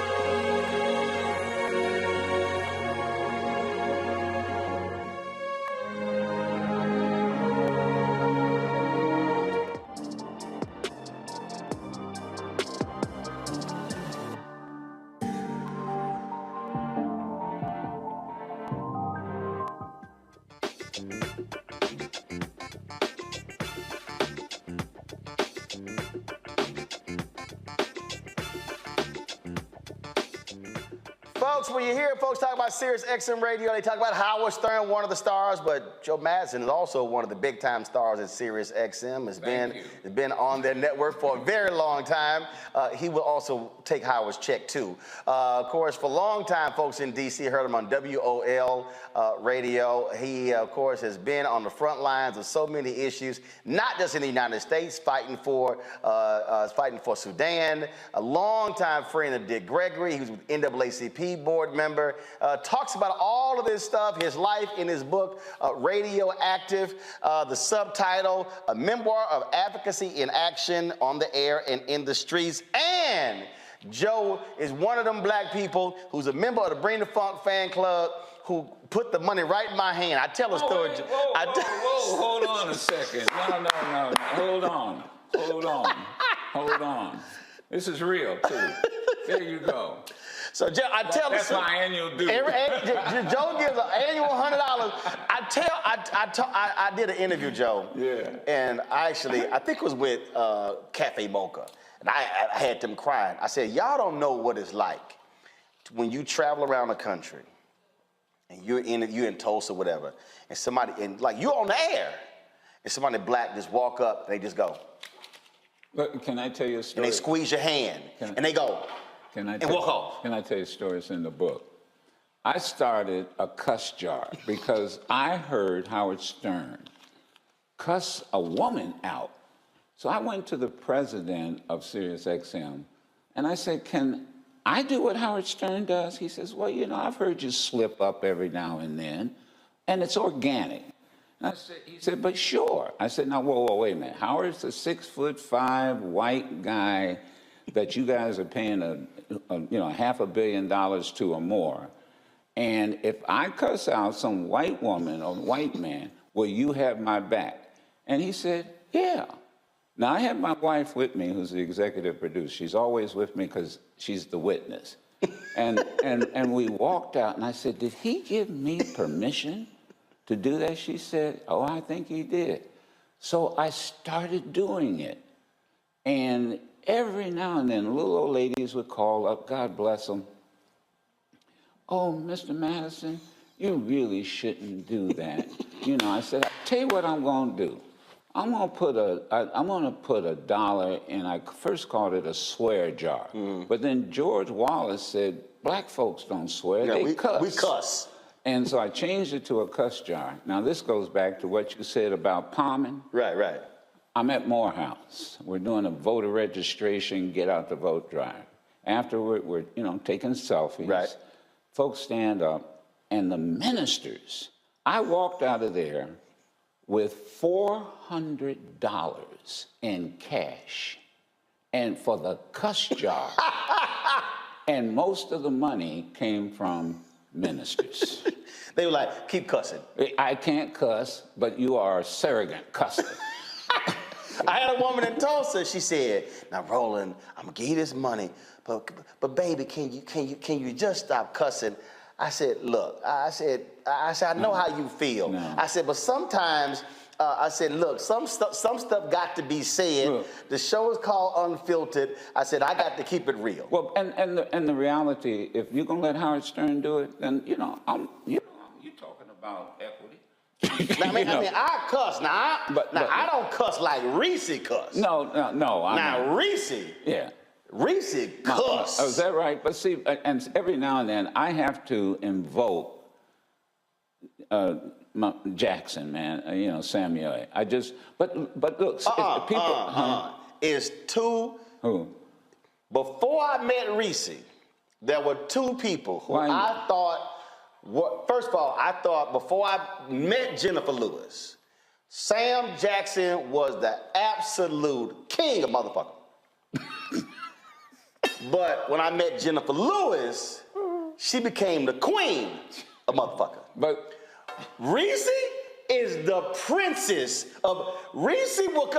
Okay, this is how I got to know Reecie. Reecie would do these videos on Twitter. Right. Joe, I'm talking about. She uses more cuss words in 2 minutes than a whole lot of people, but she killing it now. She killing it. And so I said, man, I said, I got to put her on the air. So Joe, she comes on the air, and so she's sitting on the air, and so she's talking. And I'm like, that ain't why I called your ass. I'm like, so after about 3 or 4 appearances, I said, look, I need you to do you. I said, I ain't invite your ass here to be somebody else. The person do them videos, ever since then, oh, Lord. What my girls say, let your freak flag fly, let your cuss flag fly. Well, it goes back again. In the book, I have a chapter about success. And there was 3 things that I was told. Be original, be authentic, and then be daring. And when you look at folks, and particularly in our business, what you're doing, for example, nobody does this. It's original. You're authentic. When you see Roland Martin, you get Roland Martin. Your guests are all authentic. That's really the formula of success. But I say this, Roland, one of the thing I wanted the book to do was to be in my voice. And that was one of the most difficult things I had with the editor and Dr. Canton, because they started writing it in their voice. And I always go back to what somebody said about Malcolm X and Al Taylor. because Malcolm used to have to kind of shake up Alex Haley. That's not the way, that's not what I'm thinking about. So I wanted it to be in my voice. The other thing I wanted was people to understand that you use your platform, and I always remember something else. There's a chapter in there that the late Professor Ron Walters said, and that was he gave a lecture, and a student asked, he chastised students about moments. You go in, you have a demonstration, you leave. Right. Go back to the campus, go back to wherever. You just had a moment. Right. What movement? It was a moment. It was a moment. And so one student said, well, Professor, what's the difference between a moment and a movement? And he said, sacrifice. All movements in human history require sacrifice. And sometimes that's what you do. I had to sacrifice a job. I tell this story in Philadelphia.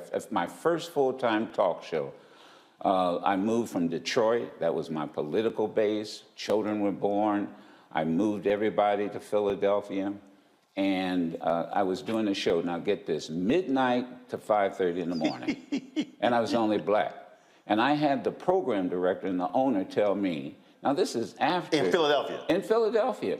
We're getting too many calls and letters, because this is before social media. You're talking about black folk too much. And so, you know me. So the next day, I decided, you know what I'm going to do?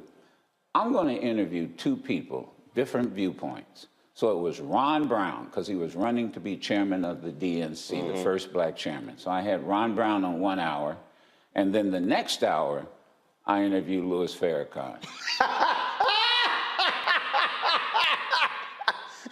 I was gone. And you say y'all want to see black? And then when I came to now and all of this is in the book. So I'm doing a TV that Geraldo was. This is when the first beginning of talk radio. Right. And there was this argument about black folk, and talk radio, but there weren't a lot of black folk. And the program director of WABC, Geraldo asked him legitimately, why don't you have any black folk in New York, and you don't have a single black person? And he said, oh, well, we have to think about it. And then somebody spoke up and said, well, you do have a black person. And I can't remember the man's name now. And he said, oh, well, we don't think of him as black. And that debate is what sort of got me into Washington. And because the program director said, well, if they don't want you in Philly, we want you in Washington. But I did say this. I'm not going here and replacing another black. See, they have one black person. And I said, so if you're going to hire me and fire her, then I don't want the job, because I'm not going to play that game. Right. This is, and it's about sacrifice. And then take your platform, and you do this all the time. Go to a war zone in Sudan. I swear I asked, and Geraldo can be upset if he wants to. I've been in that war, South Sudan, had gone back and forth at least 6 times. I kept asking people who had more resources than I had, come with me. I mean, he asked me, well, can we get in and out of South Sudan in a day? What hotel are we going to stay in? Excuse me, we're sleeping in the bush. It's a war going on. Yeah. He just walked away. He just walked away. And I think at the time he was with ABC. And then I've had some brothers who I've asked to go with me, and they would say, well, there's a war going on. You don't see the folks at CNN. Everybody's clamoring to get over there because there's a war going on. And the other final thing I wanted people to understand in the book was people tend to look at us as we are now. Right. They see you. They say, oh, man, he's got a nice suit on. Brother, I was not born with this suit on. Right. I always say, no, everybody want to talk about Bishop T.D. Jakes today, they don't want to talk about when he was digging ditches in West Virginia. Or when I was 10 years old, my grandfather hauled trash. That's how he made a living. Separated metals, paper, and I worked with him. In those days, they called it a dump. Today, it's a landfill. And that's how I spent my summers. That's how I made my money in my summer. So in the book, I talk about going from working, and my grandfather saying to me, "You don't like this, do you? What is there to like?" "No, hell no, I don't like this." And he said, "Well, then you got two choices, and that is you either go to the military," in those days he said the Army, "or you go to college. But come 18, you're getting out of here." And I talk about in the book that I go from working in a dump to interviewing the first black president of the United States in the Oval Office. And so I just want people to understand that none of us in this business, first, all of us in this business have to use our platform. And that's what you were talking about all this evening. Yeah. You got to use, everybody can do something. And that's been my mantra. No matter who you are, everybody can do something. I can't do what you do. This place is, I mean, I wish people could see where I am. This is magnificent. Man, you ought to be renting this out to all kind of folks. But everybody... That's on the list. But everybody can do something. The thing that you talked about being talk radio, and the general public really doesn't think about this, how white folks absolutely dominate talk radio. Oh, yes. But not just talk radio, sports talk radio. Oh. And so how people, I tell people all the time, the media is the second most powerful institution in the world. First being? Guns, okay. the military. Yeah. Get the guns. Any coup is guns first, media second. Right. And just what you said is what you do with it. So you've seen other folks and how they frame stories and how they talked about stories and how they've talked about individuals. The white loud Republican, how he dogging Phyllis Randall. No, we're gonna have Phyllis on. And again, it's framing. And I tell people all the time, you cannot ignore the reality of how powerful media is in shaping the hearts and minds of the public. That's right. And the other thing I'll talk about, and that is, and this is what makes your show so fascinating and popular. You hear me say, put it where the goats can get it. Yeah, I tell people that all around the country. I said, as Joe Madison says, put it where the goats can get it. Now, that is, I came, and I'm kind of intimidated with all these distinguished professors. I mean, I am absolutely, especially my man from Howard. Look at Greg. I am. But let me tell you, I came back from college, and I believe it was a Thanksgiving dinner. My grandfather, Clarksdale, Mississippi, no more than a 6th grade education. It wasn't because he was dumb.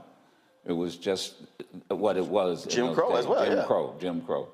And I'm trying to wax eloquently about this philosophy teacher and da-da. My grandfather looked, he said, "Joseph, why don't you put it where the goats can get it?" And I thought, what the hell is he talking about? It's an old country saying. Goats eat down to the root. They go beyond the top and they go all the way down. And he said, if you can explain it to me so that I understand it, I imagine that teacher with a PhD would probably understand too. Right.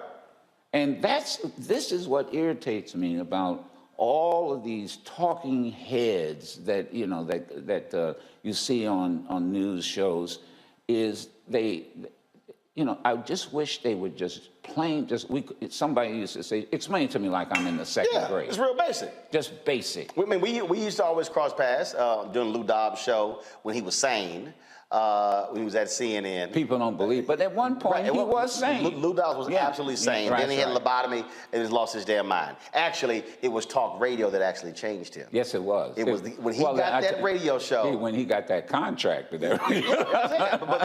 Because when he got the radio show, it was around the same time that Rush Limbaugh signed for $100 million. Yes. And Lou, that's what caused Lou to lose his damn mind. So we used to always do these shows together, and you're absolutely right. One of the things that made me so popular on CNN, I told it straight. That's right. I mean, I wasn't sitting here, and it was a trip because they tried to change my wardrobe. Really? Oh yeah, absolutely. They tried to change. They always wanted, this is how we do it. I said, whoa, let me explain something to y'all. I ain't them. I remember sitting on the set one day, and Joel Klein with Time Magazine, and we're sitting there, and someone said something. I said, no, I ain't him. I said, first of all, look at him. I said, he got dirt on his jacket. He wearing some khaki pants and this boring-ass blue shirt. I said, I don't know about y'all, but shit, I'm clean. That ain't me. I said, I ain't gonna never look like him. So I don't care what that, because I used to have a clothes rack that was in my office. I had suits, I had shirts, I had cufflinks, and I would be on the air daytime and nighttime. And they would go, you wouldn't change clothes? I said, oh, a brother can't wear the same thing in prime time he wore in daytime. So they were always trying to figure out. I said, y'all, I'm gonna do me. That's right. And I understood the audience, how to speak to the audience. And the reason that thing I knew was a trip, 2008, the debates had already been scheduled. The first 2 debates, I had speeches. I wasn't in studio. Yeah, I heard you say that. And we lost the first 2 debates to CBS. So the 3rd debate, I had another speech. I'm flying from speech. The president worldwide calls me. I get a voicemail. Hey, Roland, it's Jim. Buddy, nothing urgent. Give me a call when you can. When the worldwide CEO call you and say nothing urgent, you know it's urgent. Yeah, you know it. So I knew exactly what. So I called my agent, Mark Watts, and said, Mark, we probably going to have to move that speech next week. I think he's telling me we need you. And when I called him, he said, we need you on set. Right. So I go on set, and that's when they had them huge panels. So they had about 10 of us up there. It was 9. It was 8 panelists. It was 9 panelists. It was 2 anchors. They had 8 seats.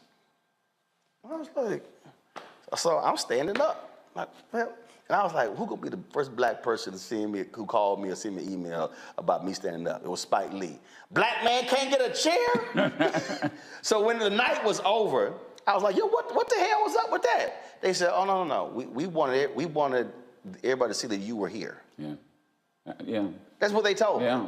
That's when you understand how you have an impact on people, and it's who you're communicating with. You have been doing that, but Sirius is one thing, but talk about, again, being in D.C. and dealing and talking just regular, ordinary folk, the folk like your grandfather, and how they have a commitment to say, we gonna ride with you, Joe. We got your back no matter what happens. I think you get to a certain point where they just can't deny you. Look, they know you're professional. And I think there's the other issue. I'll say this. They know you'll walk out the door. I mean, I will walk out the door. Can I add something, though? Not to get off that point.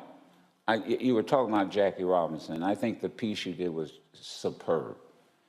I wanted to remind everybody that this summer, Rachel Robinson is going to be 100 years old. Indeed.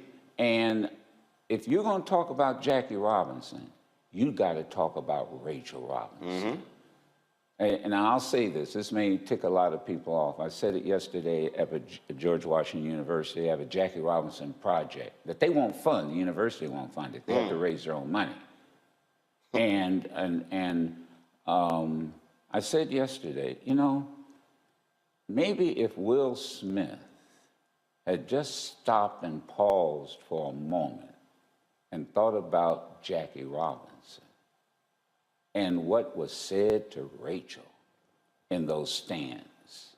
They called her everything but a child of God.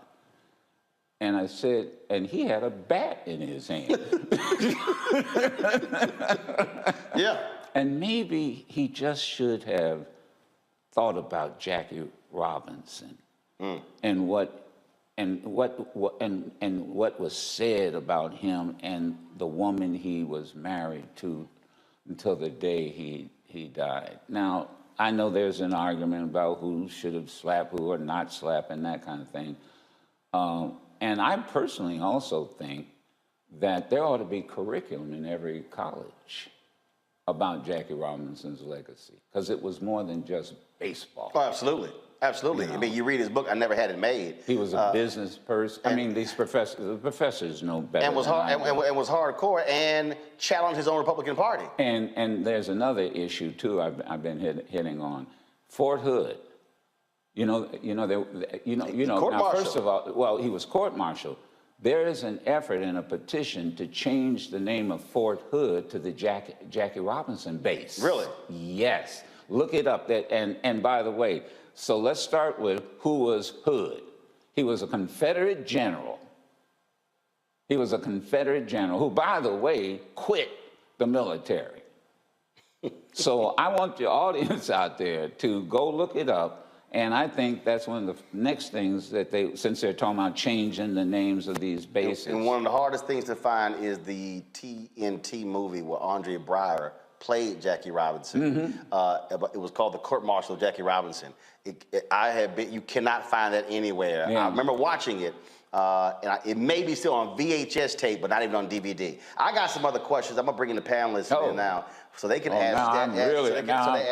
You didn't tell me. Now I got to take. I got to take an exam from you. Yeah, you do. So I ain't gonna go to the professor first, because we gonna ease into it. So the cusser, the chief cusser on Roland Martin Unfiltered, who's also a contributor on SiriusXM, the Clay Kane Show, Reecie Colbert. Reecie, your question for Joe Madison.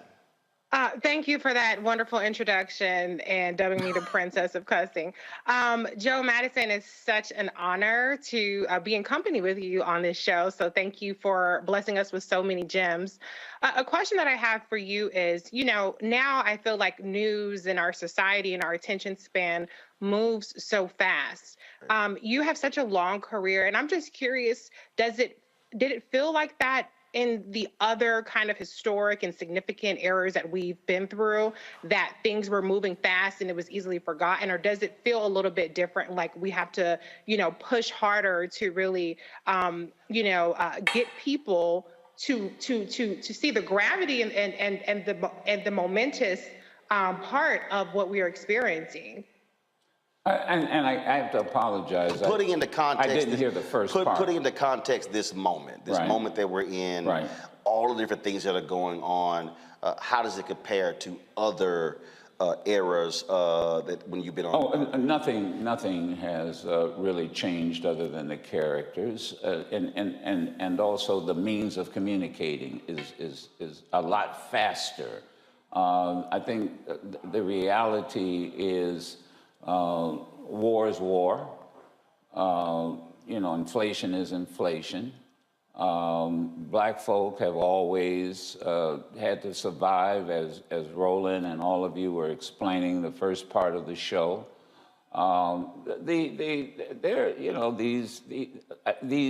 It's something.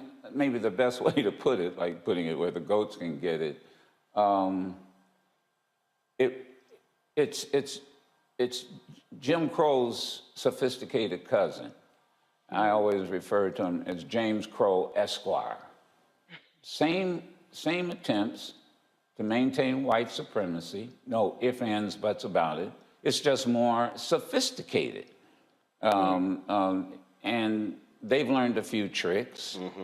But the reality is that it's just sophisticated.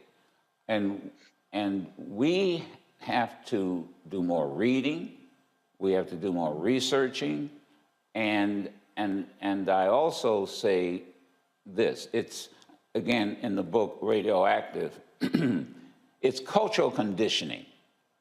Now, what do I mean by cultural conditioning? And you've been saying this all evening long. America is culturally conditioned to believe that white is superior, black is inferior, and the manifestation of that cultural conditioning is that blacks are undervalued, underestimated, and marginalized. And some of us are culturally conditioned. That's right. To believe, to undervalue, underestimate, and marginalize ourselves. When you were talking about the monarchs, you can have both monarchs and blacks in Major League. I mean, but we have to recondition. That's right. Our culture, and culture is the for me, I say reprogram. Yeah, but it's the same thing. Right. Yeah. And culture is the hardest thing to change. Yeah. And in any country, culture is the most difficult thing to change. But see, what you said about when you talked about if Will had stopped and thought about Jackie Robinson, it's about being intentional. Just what I was saying, when I was picking shoes, I could have said, I'm gonna wear the white pair of shoes. No. I'm gonna specifically wear those because they're black-owned company. That means stopping yourself, thinking it through, taking that moment, thinking it through. No, I'm wearing these for a reason. And I think what happens is we have gotten. First of all, I tell people all the time, we have to really not appreciate, but understand how powerful white supremacy was in terms of how it's so deeply ingrained into our psyche and white folks that, yeah, we can look at something, and I get it all the time where somebody's like, yeah, but we gonna get you a real show. Yeah. I'm sorry. Yeah. What the hell is it? What you mean real? Oh, let me tell you about it. And they really mean white. Yeah, I have a chapter in the book where I talk about, people always ask, how did you get the handle Black Eagle? And when I first started using that handle, folks went crazy on the radio. I mean, these white people went nuts. Now, the managers didn't, because what are they going to tell me? I can't say it. And let me tell you how it came about. I was following Oliver North. We're in a meeting with a talk show consultant who was bragging about Oliver North. Oliver North had never done talk radio before. Oh, he's the Captain Kirk of this this Enterprise ship. And I said, well, what are we? We're not oatmeal. I mean, what are we? And he brushed me off. So I left the meeting and got in the car with Dick Gregory. And I said, you know what? I think I'm going to start calling myself the Black Eagle. I'm in Washington. Right. National bird is the eagle. And I said, but have you ever heard of a Black Eagle? He said, no, but I think tomorrow morning we're going to be hearing about it. But guess what happened? I find then it's fate. I'm looking at National Geographic, and they do a special on eagles. And the biggest, largest eagle species is a black eagle. Wow. And then you would have white folks call in and say, well, if you the black eagle, I'm the white pigeon. And I said, well, just remember, eagles eat pigeons. So, I mean, I just think you have to be original, you have to be authentic, and you have to be daring. Yep. That is, and you know who told me that was Aretha Franklin. The queen. Yeah, because when you hear Aretha Franklin, that's who you hear, and you know it. Yeah. And remember, she wasn't a big success when she first started out because she was doing other people's... She was doing covers. Covers. When she decided to be authentic, there you go. That's when she became a hit. There you go. That's why, and I say this, and that's why I consider you a brother and a friend. You're authentic. And people need to understand that. You are authentic. And folks just don't like it, just gotta get used to it. Whatever. Yeah. Whatever. Terrain Walker. First of all, Joe, it's an honor and a privilege to be in the same space with you. First of all, this is amazing. My question to you is, well, there's always been a history with black entertainers and black reporters and black radio people, where they were basically the voices of the community, and they were able to interpret world events to the community. And my question to you is, do you feel like some of that legacy has been lost? How can we bring that back? How can we revitalize the idea of black people like yourself, like Roland, being the griots for the community and interpreting black communities to the world and the world of black people? we've always had in these cities, in each one of these cities, you had a Black Eagle, you had that voice. Yes. It could have been a DJ, could have been a talk show host, could have been a columnist. And what Duran is saying there was a congressman during Reconstruction period. He was known as the Black Eagle. Yeah, go ahead. And in many ways, I think what Duran is saying is we've lost that. And so how do we bring that back where we have these voices that, to your point, that are sacrificing for the collective, and I'll add to what you said, Duran, who are not all about getting them the check, but is really about representing the people in the community. I don't know how to answer that. I really honestly don't know. I think that's maybe one of the reasons I did the memoir, is what made you? What made you? My grandfather, working with my grandfather in the trash truck. What made you? Was my minister at St. Margaret's Church, who was a brilliant man. What made you? It was a football coach who, by the way, my first football experience, I got kicked off the team because I was active in large part in the Black student movement. This is, and some of you may know this, and that is we were trying to get Black studies on these campuses.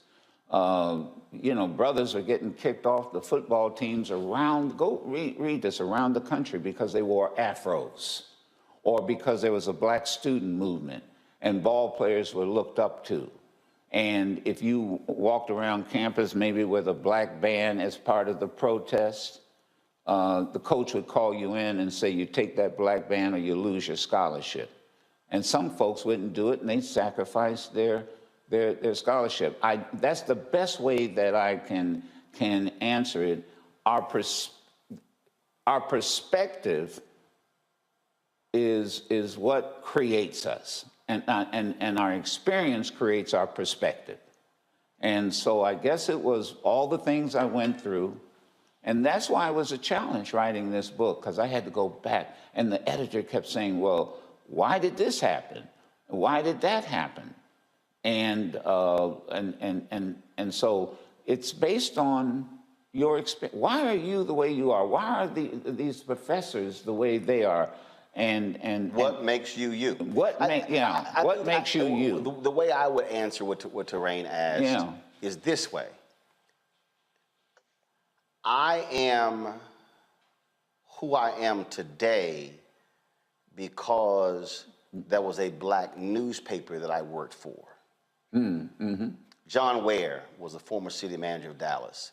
He left to run a $1 billion investment fund for Tom Hicks, a big private equity guy, later bought the Texas Rangers. When I was at Tom Jones, BlackAmericanWeb.com, and then when I got fired from there, and I was sitting here trying to do some other stuff, and I would call John. And this is what John always said. He said, Roland, it doesn't matter, just get a platform that you control. So the way we do that, Terrain, we have to create the platforms. So when I launched this show, it was never going to only be me. The moment I launched, I said, I'm gonna be the tent pole, I'm gonna be the axis. And so the people who I bring on, then that's gonna then create who stands out, create a show for them. So now Faraji has his daily show. Here was Faraji, a 25-year-old young brother from Baltimore coming on my TV One show. And I was like, all right, well, he got something. And then I created Faraji, we're gonna do this daily show. And so bring him on. And then Greg, Greg, I'm thinking about this here. And but that wasn't even a Black Star Network. And even before Greg was doing what he's doing with Karen Hunter, we were talking about, okay, we create this, but I got to build this first. And then my wife's show, and then what Deborah Owens is doing, and then there are 4 or 5 other shows. People been hitting me, Roland, where the Reecie show? I'm like, calm down, y'all. Calm down. I got a plan. Everybody chill. But that's really it. If we don't build the ecosystem terrain, then you're not going to have the voices, because there has to be a place where who owns it gives you the freedom to develop your voice, cultivate your voice, cultivate your rhythm, your tone, all those different things. That takes time, and you ain't going to get it over there. It was Jonathan Rogers. Everybody, this is no disrespect. It was not Kathy Hughes. It was not Alfred Liggins. It was Jonathan Rogers, who was the founding CEO of TV One, who said, I'm going to put you on. America needs to hear your voice, but we got to get the network built first. Jonathan got the job and called me. He called Royal, his wife, first, called me. TV One wasn't even named, but he told me that, but I had to be patient. That's how I got developed. Same thing happened with the SiriusXM. I was on WOL, Radio 1, and satellite radio was created. They did not have a black talk platform. Did not have one. And Nate Davis, brilliant. He was president. And no one thought that satellite radio would take off. You remember that? Nate Davis, y'all black. And Nate Davis, brilliant, just as quiet. And he said, you know what? We need this channel. Because, Sirius is like, I always look at it, it's like a bookstore. And if you don't like what's on channel 26 or 126, go over to another, I forget how many channels there are. So it's like, if you don't like this book in this section, then go to another section. And Nate Davis came to me and said, we have got to have a platform like, and initially it was the Power.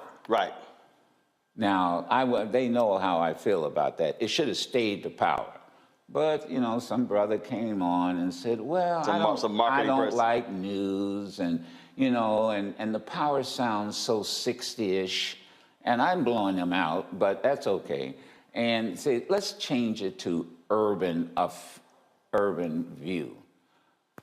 First of all, I hate when they slap urban on anything.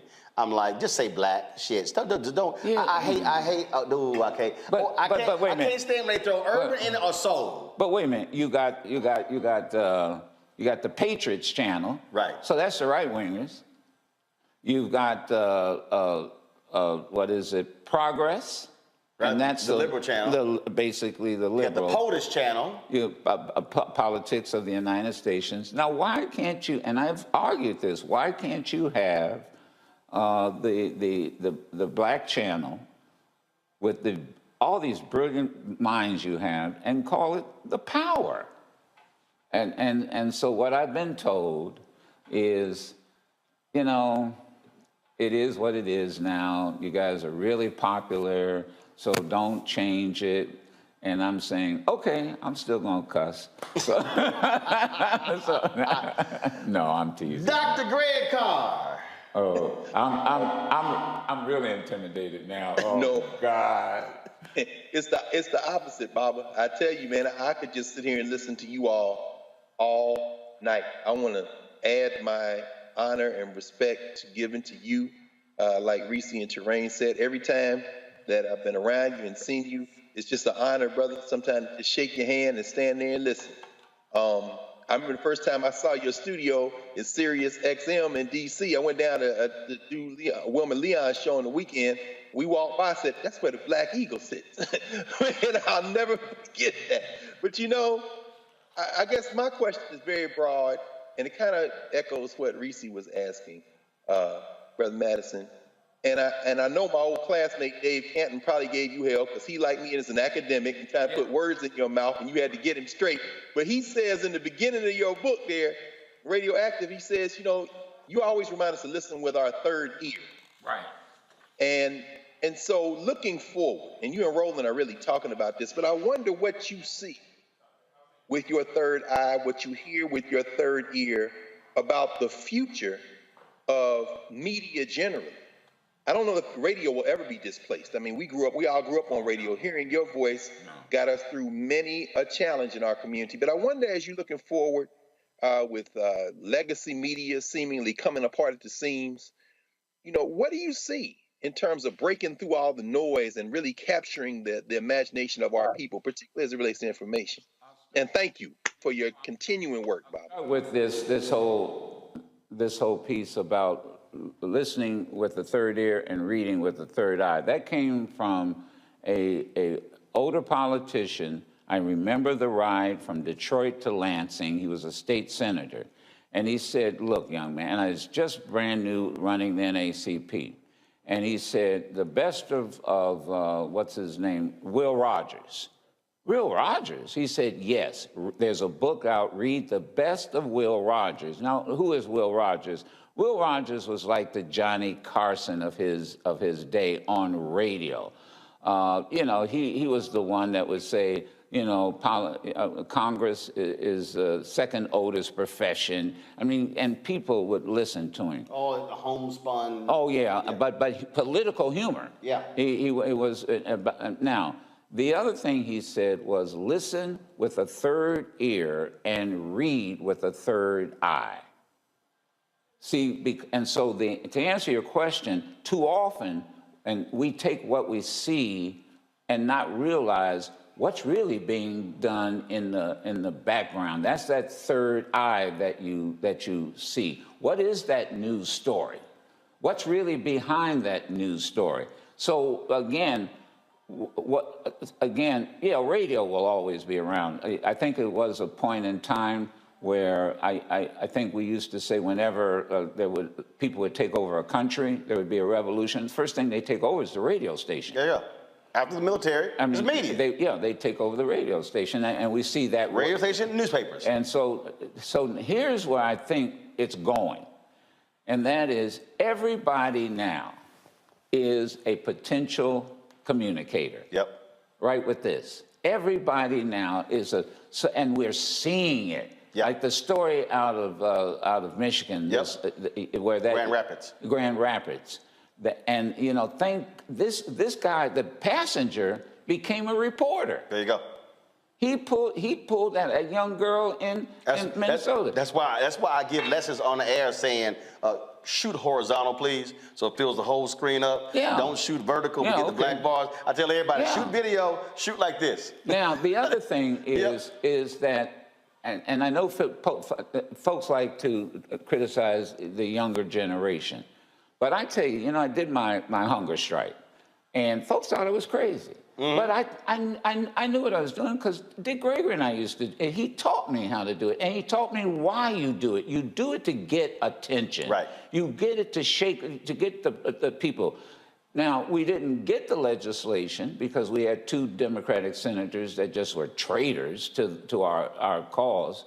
But you know what we did? We woke up a younger generation. They now know what a filibuster rule is. They now know how Congress works. Young folk went on hunger strikes that you couldn't get them to pass a fast food place. They realized we have to make sacrifices. We woke up a generation.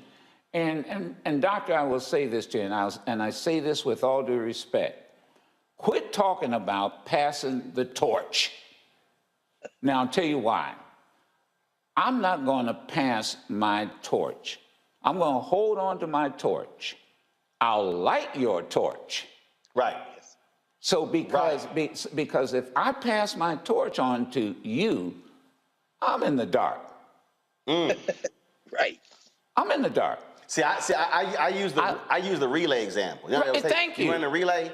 This is what I explain to people. But you got to keep running, though. Right. First of all, right.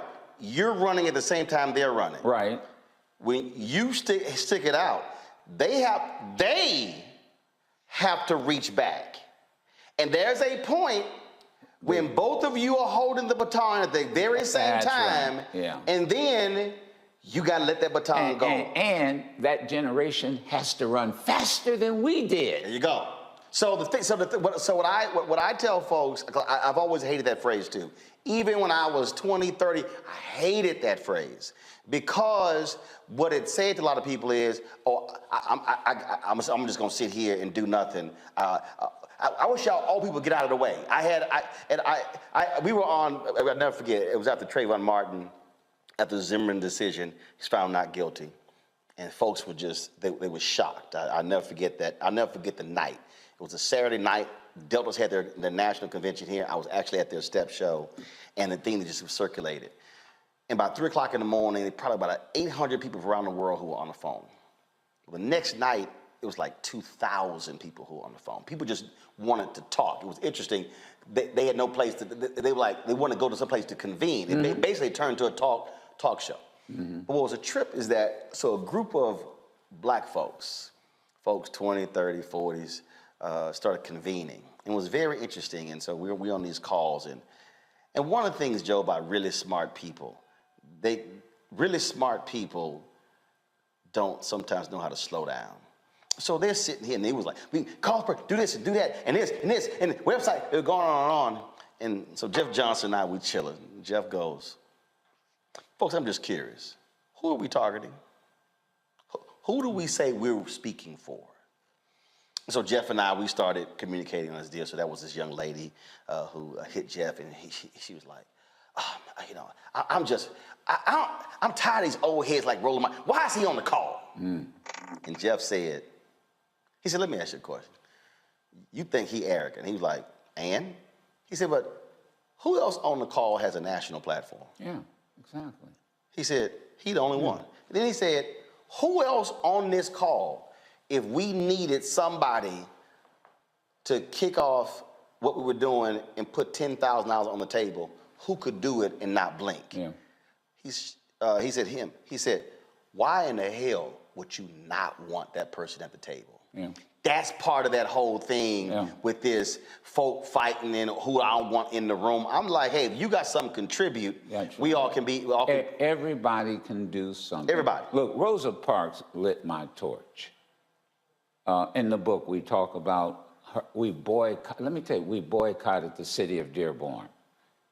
Yes. And because an issue with a park. Dearborn is not the Dearborn you know now. Right. It was a sundown town, and a dusted sundown. And the black population was less than 1%. Some black folk, here's Dearborn, here's Detroit. You cross the street, you're in Dearborn. Some folks went over and went to a park shelter. People came in and said, well, you can't, this is Dearborn Park. You can't have this, it was a public park. You can't use this shelter. And lo and behold, we're reading, again, the newspaper. A good friend of mine, he worked at John Conyers' office. Rosa Parks worked there. And he said, we got to do something about this. This is a public park. So we got together and said, okay, fine. We'll boycott the city of Dearborn. So, you know, they had a huge regional mall. Black folks were spending their money. We did. And Rosa Parks said, I'll join you. Oh, okay. And so we decided, we took a lesson from Randall Robinson and the boycott, the boycott of the South African embassy. Mm-hmm. We did it the day before Thanksgiving. Why?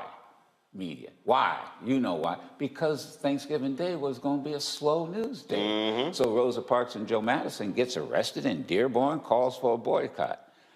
70%, it was instantaneous. It was spontaneous. People stopped shopping what they call now Black Friday. Right. They stopped. Let me tell you who gave me more hell than anybody in Dearborn, the older black leadership. You did not get my permission to call a boycott. Because Henry Ford called all of the black leaders. Now Coleman Young was mayor, and there were some powerful black folk. I'm just a young 20-something NAACP executive. I don't know. I wasn't even with. I was on the political department at the time. Yeah, because I was with Ben Hooks. They called me into a meeting. This was a Saturday morning, they have eggs, bourbon, and you know, that one of those meetings, like a kitchen cabinet. And there were some powerful folks. There was a federal judge, there was a mayor, there was a labor leader. Man, these are older brothers. Right. And they said, you know, you remind me of myself when I was your age. But young man, this is Coleman Young, you got to, you know, you didn't get my permission to call this boycott, and you got Henry Ford pissed off at me, and da-da-da-da-da-da. And I said, Mayor Young, with all due respect, I didn't think I needed your permission to call a boycott. And I have it in the book. He looked me in the eye and said, boy, you need my permission to fart in this city. But you know what? You can't stop it. Right. It's already happened. Too late. It's too late. You got to call it off. And they tried to pressure us to call it off. Mm-hmm. It was too late. And the lesson I learned was boycotts are successful one of two ways. And Ben Hooks taught me this. They're either spontaneous or they're well planned. There you go. And he told this group of folks who wanted me out of the city, we know it wasn't well planned because y'all didn't help him. And he pulled me out of one of these meetings and said, no, he's not, because they said, get him out of town. And he said, he's not going anywhere. Come on. He stood me up and said, come on, we're leaving. This is, and by the way, this is what young people need to understand. It's never been kumbaya. Never. We've always, you know, Dr. King wouldn't go on the the bus rides, on the freedom rides, because he thought it was dangerous. Kennedy said, talk him out of it, talk John Lewis out of it. And they say we're still going. Yeah, and that's why all of this is in the book, and that's why it's radioactive. And I got that, I got to give credit to Ron Daniels, our brother Ron Daniels. He said, you know, you're just radioactive. And I always remember that from the good professor. We're going to go 7 more minutes. I know we're over. We're going to only go 7 more minutes. See, when you have your own show, you can do that. That's true. That's true. But I'm also, you paying. I got to pay overtime. I'm going to do this. So the panel, you can have another question. But I'm going to ask a couple first. First, who black gave you the most difficulty interviewing them? Where they were like just getting on your damn nerves, and you had to just like, where it got contentious, it got hot. Nobody. Who? So was there anybody? Did you have any interview where it was a battle? It was a. You know, that's interesting. I hadn't thought about that, but I can't think of anybody, like you said, who was black,